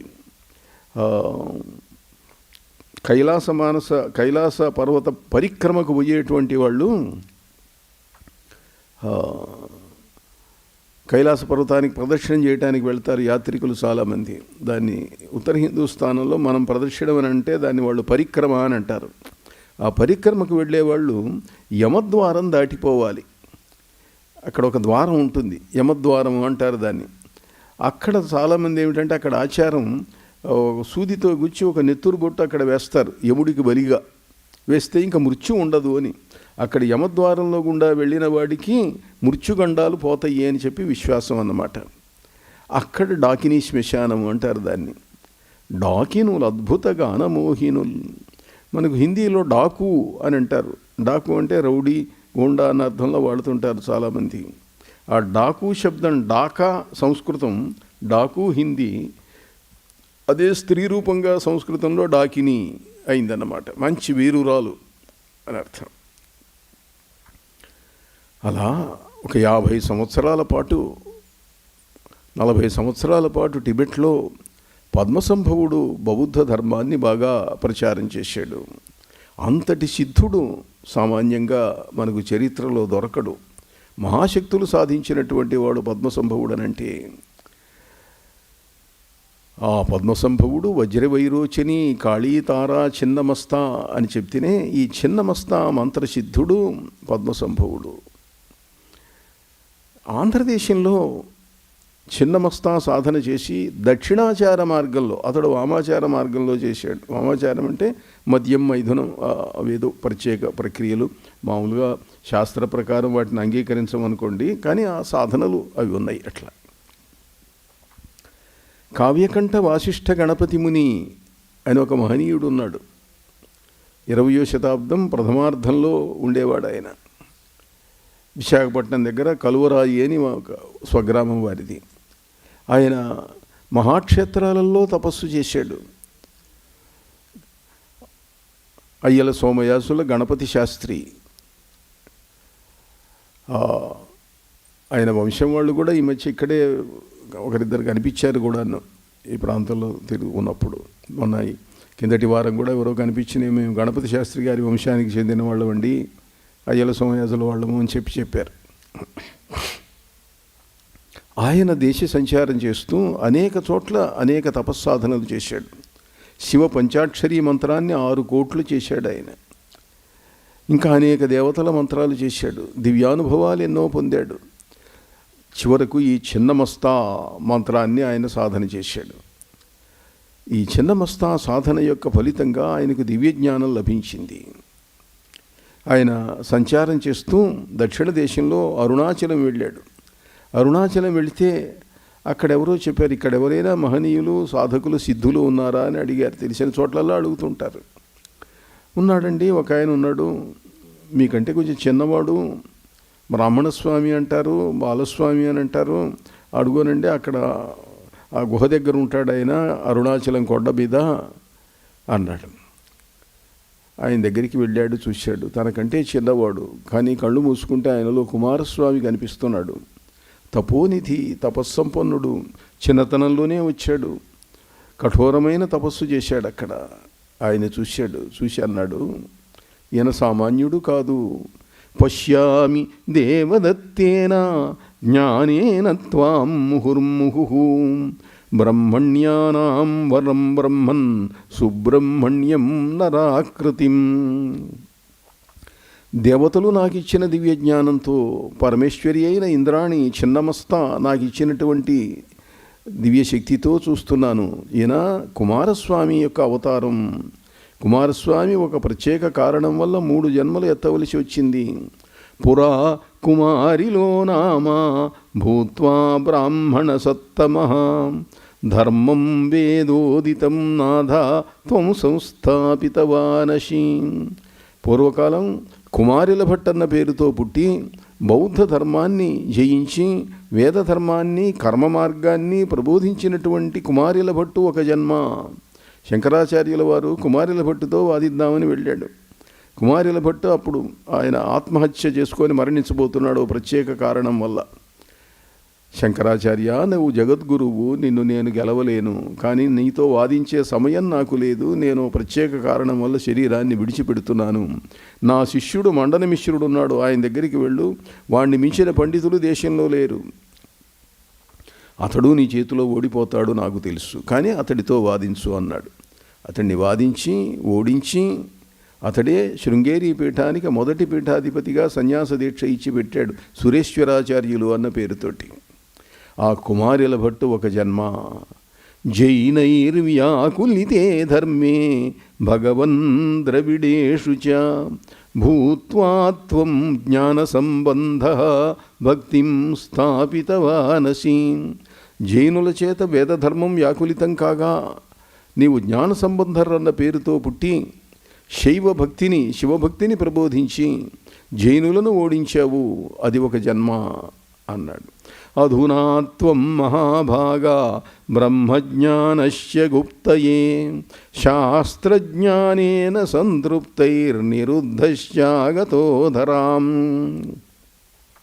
ఇవాళ లోకంలో బ్రహ్మజ్ఞానాన్ని గురించి, వేదాంతాన్ని గురించి ఉపన్యాసాలు బాగా చెప్పేవాళ్ళు అందరూ ఉన్నారు, గ్రంథాలు చెప్పేవాళ్ళు, గ్రంథాలు రాసిన వాళ్ళు ఉన్నారు, కానీ బ్రహ్మానుభవం పొందినవాడు కనపడటం లేదు.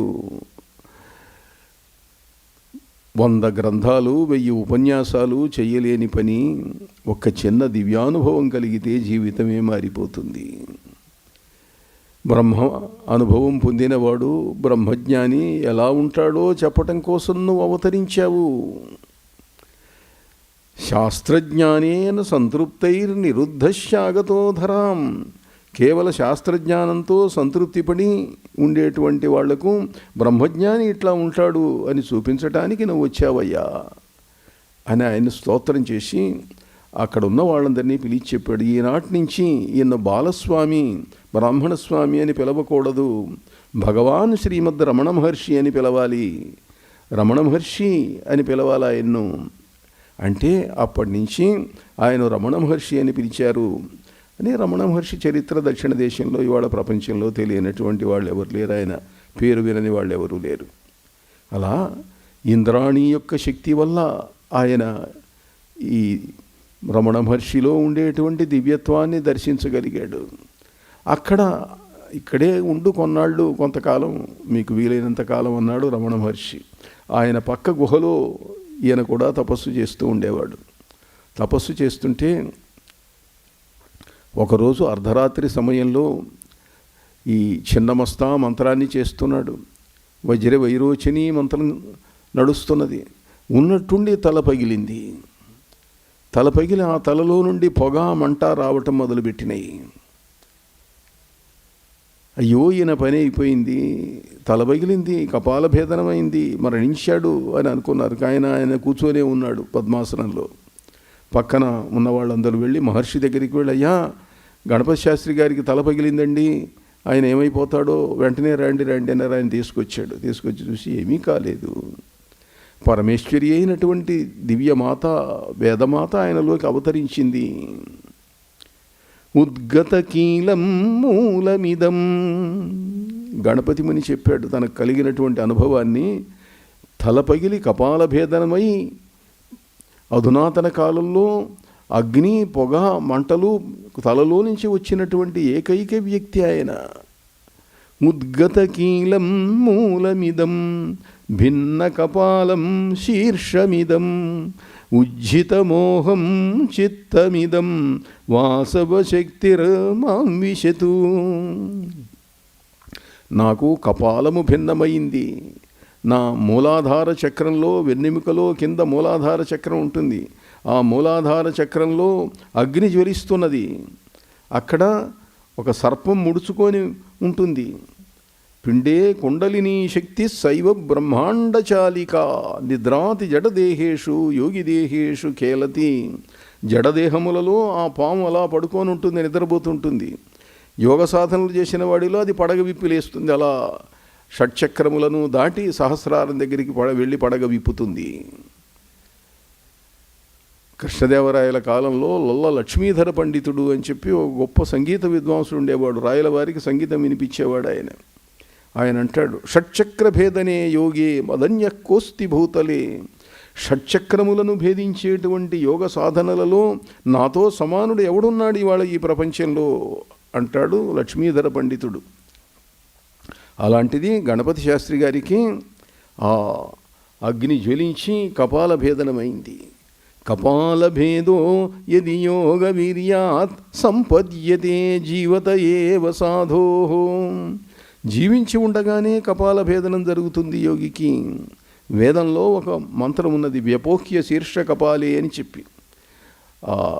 కపాలం శీర్షం మీద ఉన్నటువంటి కపాలం ఎవరికి భిన్నమవుతుందో వాడు యోగి అవుతాడు అని చెప్పి. అటువంటి అద్భుతమైన వ్యక్తి కావ్యకంఠ వాసిష్ఠ గణపతి ముని. ఆనాటి నుంచి ఆయన్ను గణపతి ముని అని పిలిచేవారు. ఆ గణపతి ముని ఆయన శక్తి ఎట్లా వచ్చిందనంటే ఇంద్రాణి యొక్క అనుగ్రహం వల్ల ఆయన లోహం ఏదైనా పట్టుకుంటే బంగారం అయ్యేది. దేన్నైనా ఆ లోహాన్ని బంగారంగా మార్చేవాడు. మౌనస్వామి కుర్తాళ సిద్ధేశ్వరి పీఠ స్థాపకుడు. ఆయన కూడా దేవతల యొక్క అనుగ్రహం వల్ల, సిద్ధేశ్వరీదేవి యొక్క అనుగ్రహం వల్ల, దత్తాత్రేయ స్వామి అనుగ్రహం వల్ల ఆయన దేన్నైనా బంగారంగా మార్చేవాడు. ఆయన యొక్క స్వర్ణసిద్ధిని గురించి విని చాలామంది ఆయన దర్శనానికి వచ్చేటువంటి వాళ్ళు. డాక్టర్ యానీ బిసెంట్ పేరు మీలో కొంతమంది వినుంటారు. స్వాతంత్రోద్యమ కాలంలో హోమ్ రూల్ ఉద్యమం నడిపిందని ఇంగ్లాండ్ నుంచి వచ్చినటువంటి యువతి. ఆమె పేరుతో కాలేజీలు అవి కూడా ఉన్నాయి. ఆమె ఈయన గురించి విని వచ్చింది. మెడ్రాస్లో ఉండేటువంటి ఓ డిస్ట్రిక్ట్ జడ్జి ఆమెను తీసుకొచ్చి మౌనస్వామి మంత్రసిద్ధుడండి, సిద్ధేశ్వరీదేవిని తీసుకొచ్చాడు, దత్తాత్రేయుడు అనుగ్రహం పొందినటువంటి వ్యక్తి అని చెప్పారు. మీరు స్వర్ణసిద్ధులని విన్నాము, అది మాకు చూపిస్తారా విద్య అని అడిగింది ఆమె యానీ బిసెంట్. అది ఏం పెద్ద విద్యమ్మా, అది ఏం పెద్ద విశేషం, అది చాలా విశేషం అండి, మీరు చూపించండి అన్నది. అప్పుడు జడ్జి గారు ఏం చేశాడనంటే ఒక రాగి రేకు తెప్పించాడు. ఈ రాగి రేకును బంగారంగా మార్చండి అన్నాడు. ఆయన తీసుకున్నాడు, చేతిలో పట్టుకున్నాడు. ఒక క్షణం ఆగండి అన్నాడు. మీలో ఏదైనా గారడీ ఉందేమో, ఈ రేకు మార్చి బంగారు రేకు ఒకటి ఆ స్థానంలో పెడతారేమో కనికట్టు కట్టి. అట్లా కాదు, ఆ రాగి రేకు మీద ఒక మేకు తీసుకొని ఆయన సంతకం చేశాడు జడ్జి గారు. ఇప్పుడు మార్చండి అన్నాడు. ఆయన మార్చాడు. ఆశ్చర్యపోయినారు. ఇంతటి స్వర్ణసిద్ధి కలిగిన వాడు కలియుగంలో ఉండటం చాలా అసాధ్యం, అపూర్వం అని చెప్పి. మెడ్రాస్ గవర్నర్ వచ్చాడు ఆయన దర్శనానికి. వస్తే మీరు ప్రజలకు చాలా ఉపకారం చేస్తున్నారని విన్నాము, ఎంతమంది వ్యాధులో పోగొడుతున్నారు, బాధలు పోగొడుతున్నారు, ప్రభుత్వం తరఫున మీకు ఏదైనా సహాయం కావాలంటే చేస్తాము అన్నాడు మెడ్రాస్ గవర్నర్. ఆయన నవ్వి పక్కన ఉన్న చిత్రానది ఇసుక ఇంత తీసి గవర్నర్ చేతుల్లో పోసాడు. అఫీషియల్స్ చూస్తున్నారు, ఇదేమిటి ఇసుక తీసి గవర్నర్ గారి చేతుల్లో పోస్తున్నాడని. ఇసుక బంగారంగా మారింది. ఇసుకను బంగారంగా మార్చగల వ్యక్తికి ఎవరి సహాయం కావాలి? ధనమూలమిదం జగత్. ప్రపంచంలో డబ్బు ఉంటే ఏదైనా సాధించవచ్చును అని. అలా మంత్రసిద్ధులు మహనీయులైన వ్యక్తులు మౌనస్వామి అంతేకాదు. ఒకసారి ఓ పెద్ద సమారాధన దేవీ నవరాత్రులు జరిగినాయి. 10వ రోజు ఓ 3-4 వేల మంది భోజనానికి వచ్చారు, చేస్తున్నారు, అంతా సిద్ధమైంది. వంట వాళ్ళు ఇస్తళ్ళు వేశారు. వడ్డించు చూస్తూ ఉంటే నేతి డబ్బాలు కనపడలేదు. కుర్తాళంలో చిన్న గ్రామం, ఆ రోజులు ఏం దొరికేవి కాదు. పక్కనున్న టెన్కాశీకి పోయి రావాలి. దక్షిణ కాశీ, తెన్కాశీ అంటే దక్షిణ కాశీ. నా కుర్తాళానికి 6 కిలోమీటర్ల దూరంలో ఉండే రైల్వే స్టేషన్ తెన్కాశీ. తెన్కాశీలో కూడా ఒక గొప్ప విశేషం ఉంది. ఒక పెద్ద గోపురం ఉంటుంది, గర్భాలయం ఉంటుంది. గోపురానికి గర్భాలయానికి మధ్య కొంత స్పేస్ ఉంటుంది. నేను మొదటిసారి వెళ్ళినప్పుడు అక్కడి ఎగ్జిక్యూటివ్ ఆఫీసరు తీసుకొచ్చాడు. స్వామివారు ఇక్కడ విశేషం ఉంది చూడండి అన్నాడు. ఏమిటన్నాను. ఈ గోపురానికి గర్భాలయం భవనానికి మధ్యలో ఉన్నటువంటి స్థలంలో మీరు నడుస్తూ ఉంటే సగం దూరం వచ్చిన దాకా గాలి గుడ్డలను వెనక్కు నెడుతుంది, సగం దూరం దాటిన తర్వాత ముందుకు నెడుతూ ఉంటుంది. చూడండి, ఇక్కడ గాలి లేదు, ఏమీ లేదు, కానీ ఈ దృశ్యం చూడండి అన్నాడు. నిజం. చాలా పురాతనమైన దేవాలయం. దక్షిణ దేశంలో ఆలయాలంటే బ్రహ్మాండంగా ఉంటాయి. పెద్ద దేవాలయం, మహాశిల్పాలన్నీ ఉన్నాయి అనుకోండి. అక్కడ నేతి డబ్బాలు రావాలా, విస్తళ్ళు వేశారు, ఏం చేయాలో తోచలేదు. నెయ్యి లేకుండా అన్నం పెట్టడం. అప్పుడు ఆయన, ఏముంది మన దగ్గర ఇప్పుడు, ద్రవం ఏమున్నది అన్నాడు. అంటే ఏం లేదండి, 4 కిరసనాల డబ్బాలు ఉన్నాయి అన్నారు. తీసుకురండి అన్నాడు. అట్లా తోటలోకి వెళ్ళాడు, ఏవో 4 ఆకులు వేక్కొచ్చాడు, వాటిని పిండాడు, మంత్రించాడు. అది కాస్త నెయ్యిగా మారిపోయింది. అందరూ భోంచేశారు, 3000 మంది జనం కూడాను. ఇటువంటి సిద్ధశక్తులు కలిగినటువంటి వాడు మౌనస్వామి. గణపతి ముని చిన్నమస్తా సాధన వల్ల ఇటువంటి ఆశ్చర్యకరమైనటువంటి విశేషాలు సాధించాడు ఆయన. చిన్నమస్తాం ఇంద్రపత్నీం వీరిణీం విశ్వ పాలినీం.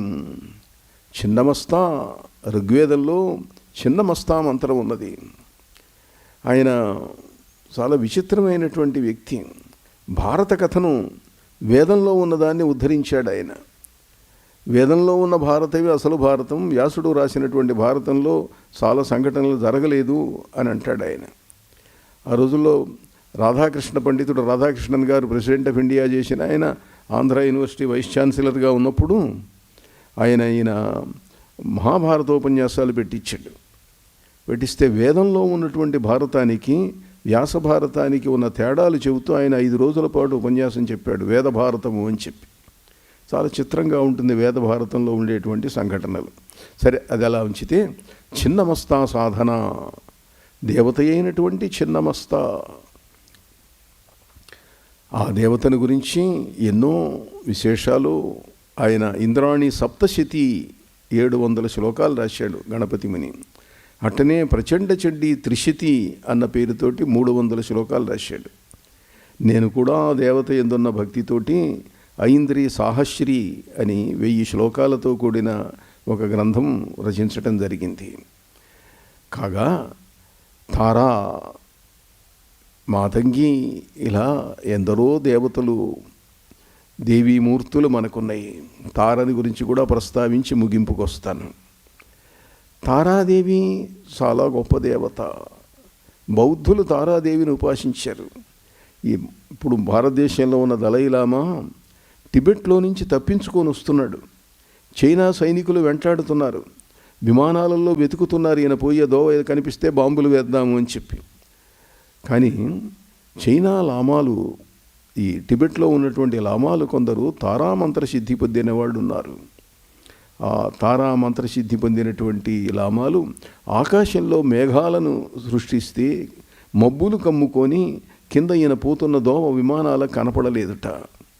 అట్లా మంత్రసిద్ధి వల్ల తప్పించుకొని వచ్చాడు అని మాంత్రికులు టిబెట్లో ఉండేటువంటి వాళ్ళు ఈ కథను చెబుతూ ఉన్నారు. బౌద్ధులలో తారామంత్రాన్ని సాధించాలి అని పట్టుదల కలిగినటువంటి ఒక ఆశ్రమాధిపతి ఉన్నాడు. ఆయన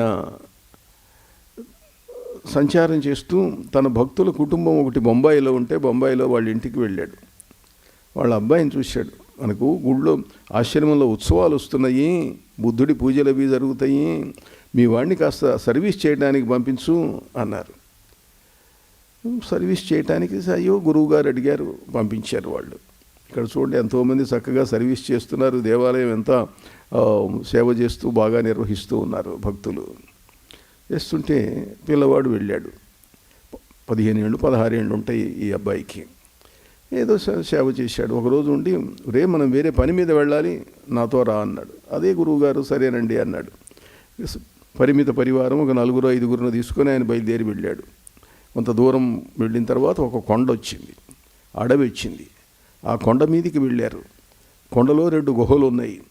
ఆ గుహలో ఇక్కడ ఉండాలి ఈ పూట అన్నాడు. ఉన్నారు. రాత్రి 11 గంటల ప్రాంతం అవుతున్నది.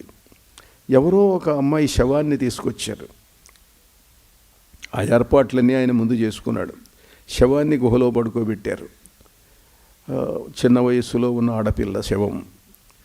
ఈయన చెప్పాడు, ఒరే నువ్వు ఒక పని చెయ్యాలా అన్నాడు. చెప్పండి గురువుగారు అన్నాడు. అక్కడ శవం వచ్చింది. అంటే శవం అంటే నాకు భయం అండి అన్నాడు. ఏం భయపడాల్సిన పని లేదు, నేనున్నాను కదా, నీకు ఓ మంత్రం చెబుతా. ఆ శవం దగ్గర ఒక యంత్రం ఇస్తా. ఈ యంత్రం తీసుకెళ్ళి ఆ తల దగ్గర పెట్టు. ఆ ముందు వెనకాల ఓ ప్రమిదలో దీపం వెలిగించు. నేను చెప్పిన మంత్రం 10 నిమిషాలు 15 గంట సేపు చేయి చాలు. దేవత వస్తుంది. దేవత వచ్చి నీకేం కావాలి అని అడుగుతుంది. అడిగితే మా గురువు గారికి సిద్ధశక్తులను ఇవ్వు అని అడుగు అన్నాడు. ఆ పని ఏదో మీరే చేయొచ్చు కదా గురువు గారు, నన్ను ఎందుకు పంపిస్తారు, నాకు భయం ఇట్లాంటివంటే అన్నాడు. లేదు నేను చేయడానికి లేదులే, దానికి ఏదో పరిస్థితి ఉన్నది, నీ వయస్సు వాడే చెయ్యాలి, నువ్వే చెయ్యాలి, కానీ అడగటం మాత్రం మా గురువు గారికి శక్తులు ఇవ్వు అని అడుగు అన్నాడు. అలాగేనండి అన్నాడు. ఆయన చెప్పినట్టే చేశాడు. కాసేపటికి ఒక అతి భీషణమైనటువంటి మూర్తి వచ్చింది. భయంకరంగా ఉన్నది. ఒరే నేను నరుకుతా, చంపుతా, మంత్రం చేస్తావురా నువ్వు, నేను నరికేస్తాను అన్నది. చాలా భయపడిపోయినాడు. అని సరేలే ఏం కావాలి నీకు అన్నది. నాకు చాలా భయంగా ఉంది, బొంబాయిలో మా ఇంట్లో దించు, నాకు లేదన్నాడు. కళ్ళు మూసుకొని తెరిచేసరికి బొంబాయిలో ఇంట్లో ఉన్నాడు. గురువుగారు వచ్చారు, చూశాడు, ఏమీ లేదు అక్కడ. ఏం జరిగిందిరా వీడు ఏమైపోయినాడు అనుకొని, ఏదో సంథింగ్ హ్యాపెండ్, ఏదో అనూహ్యమైంది ఏదో జరిగింది అనుకొని ఇంటికి వెళ్ళాడు, ఆశ్రమానికి వెళ్ళాడు. తర్వాత కొన్నాళ్ళకు మళ్ళీ వచ్చాడు, వాళ్ళ ఇంటికి వెళ్ళాడు. ఏమిరా ఏం జరిగిందిరా అన్నాడు. నాకు చాలా భయం వేసింది గురువుగారు, దేవత వచ్చి అడిగిందండి నన్ను మా ఇంట్లో దింపు, నాకు ఇవేం అక్కర్లేదన్నాను అన్నాడు. అరే ఎంత పని చేసావురా, ఇంకోసారి వెళ్దాను రా అన్నాడు. నా వల్ల కాదండి నేను రానండి అన్నాడు. కానీ ఆ దేవత ఇతన్ని విడిచిపెట్టలేదు. దేవత మళ్ళీ ఆయన దగ్గరికి వచ్చింది. వచ్చి నీవు పూర్వజన్మలో నా సాధన చేశావు, అందుకే నువ్వంటే నాకు ఇష్టం, నేను నీకు కనిపించాను, నువ్వు మళ్ళీ ఈ సాధన నువ్వు విడిగా చేయి, నువ్వు ఎట్లా చేసేది నేను చెబుతా అని ఆ దేవతే అతడికి ఎట్లా చేయాలో చెప్పి చేయించింది.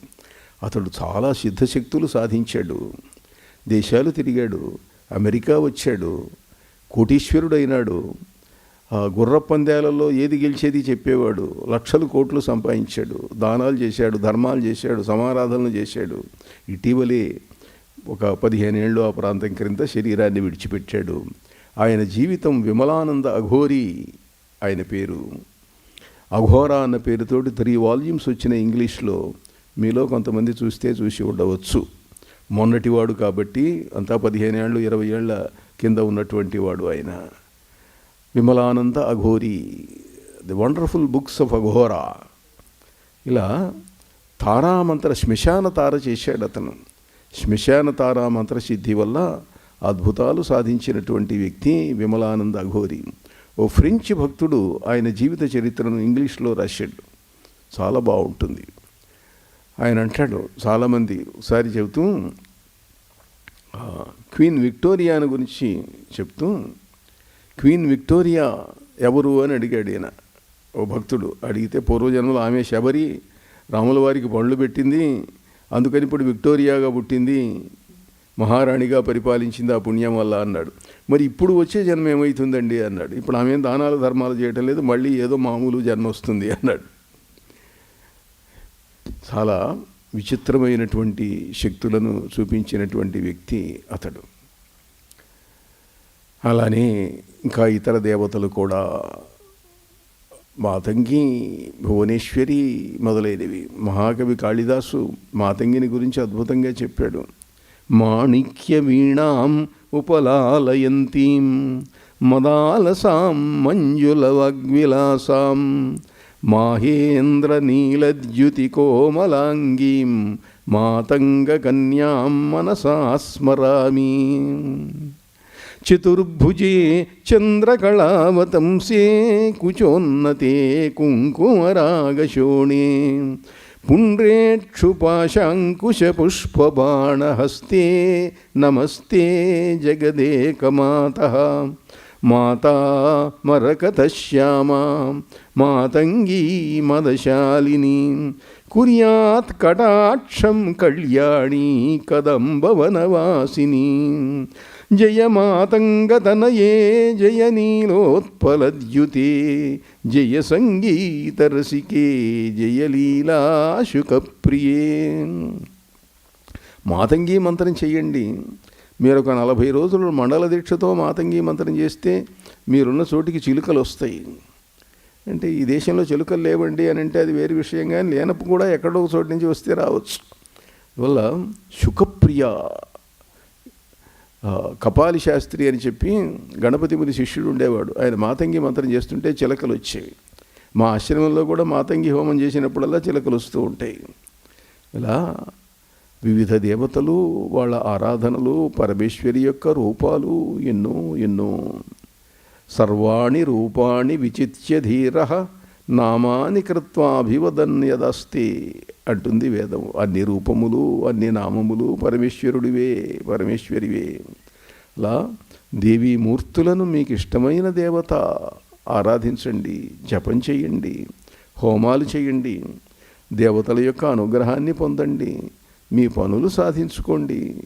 మీ పనులు సాధించుకోవటమే కాదు, ఇతరులకు కూడా మీరు ఉపకారం చేయొచ్చు, హోమములు చేయొచ్చు, వాళ్ళ బాధలు పోగొట్టవచ్చు, మీ బాధలు పోగొట్టుకోవచ్చు, కామ్యసిద్ధిని పొందవచ్చు. అలా దేవతా సాధనలు చేసి మీరెవరు, ఎక్కడి నుంచి వచ్చారు ధ్యానం చేయండి. ఎక్కడి నుంచి వచ్చారు, ఎన్ని జన్మలు ఎత్తొచ్చారు, ఏ దేశం నుంచి వచ్చారు, ఏ జాతి నుంచి వచ్చారు, ఎవరు హిందువు, ఎవరు ముస్లిం, ఎవరు క్రైస్తవుడెవరు పార్సీ, ఎవరు బౌద్ధుండెవరు జైనుండెవరు నీవయ్యా. ఎన్ని జన్మములెత్తినాడవు, ఎన్ని తనువులు దాల్చినాడవు, ఎన్ని మతములనున్నవాడవు, ఎవరు నీవయ్యా, ఎవరు నువ్వు. కస్త్వం కోహం కుత ఆయాతః తత్వం చింతయతదిహ భ్రాతః అంటారు శంకరాచార్యుల వారు. ఎవరు నువ్వు, ఎవరు నేను, ఎక్కడి నుంచి వచ్చాము తెలుసుకోండి, ధ్యానానుభవాలు పొందండి, పరమేశ్వరి యొక్క కరుణా వర్షంలో తడవండి. అందరికీ శుభమగునుగాక. నారాయణ నారాయణ.